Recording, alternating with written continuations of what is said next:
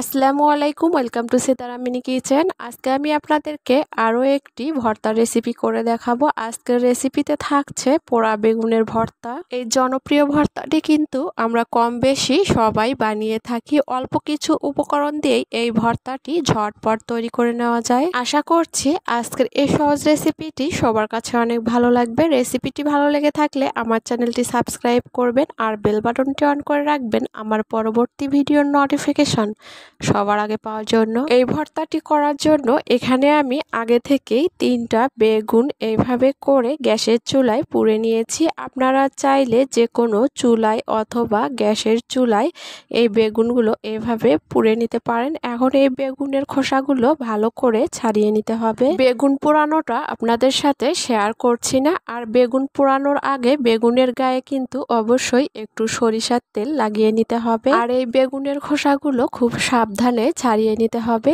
যখন সবগুলো বেগুনের খোসা ছাড়িয়ে নেওয়া হয়ে গেছে তখন এর উপরে দিয়ে দিচ্ছি স্বাদ অনুযায়ী লবণ।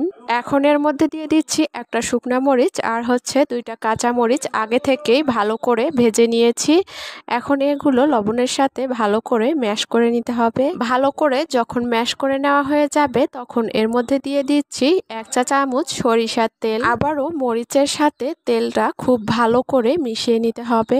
এখন এর মধ্যে দিয়ে দিচ্ছি 3 থেকে 4টার মতো রসুনের কোয়া। এগুলো আমি পুড়ে নিয়েছি। আপনারা চাইলে কাঁচা রসুনের কোয়াও দিতে পারেন। আর যারা রসুনের ফ্লেভারটা পছন্দ করেন না তারা চাইলে বাদ দিতে পারেন। এখন একটা দিয়ে দিচ্ছি বড় সাইজের পেঁয়াজ কুচি। এখন মরিচের সাথে এই পেঁয়াজগুলো খুব ভালো করে মাখিয়ে নিতে হবে। মাখিয়ে নেওয়ার পরে পোড়া বেগুনের সাথে ভালো করে মাখিয়ে নিলেই তৈরি হয়ে যাবে মজাদার পোড়া বেগুনের ভর্তা। এই ভর্তাটির সাথে গরম গরম 2 প্লেট ভাত নিমিষেই খেয়ে নেওয়া যাবে। আরও একটু টেস্ট বাড়িয়ে নেওয়ার জন্য এর সাথে আপনারা ধনিয়া পাতা অ্যাড করতে পারেন, তবে আমার হাতের কাছে ছিল না তাই আমি দিচ্ছি না। আর এই ভর্তাটি বানিয়ে নেওয়ার পরে দেখতে ঠিক এরকম হয়েছে। আপনাদেরকে একটু কাছ থেকে দেখিয়ে দিচ্ছি ভর্তাটা বানানোর পরে দেখতে ঠিক কেমন হয়েছে। আপনারা চাইলে সিম্পল রেসিপিতে এভাবে করে পোড়া বেগুনের ভর্তাটি ঝটপট বানিয়ে নিতে পারেন। আশা করছি আজকের এই সহজ রেসিপিটি সবার কাছে অনেক ভালো লেগেছে।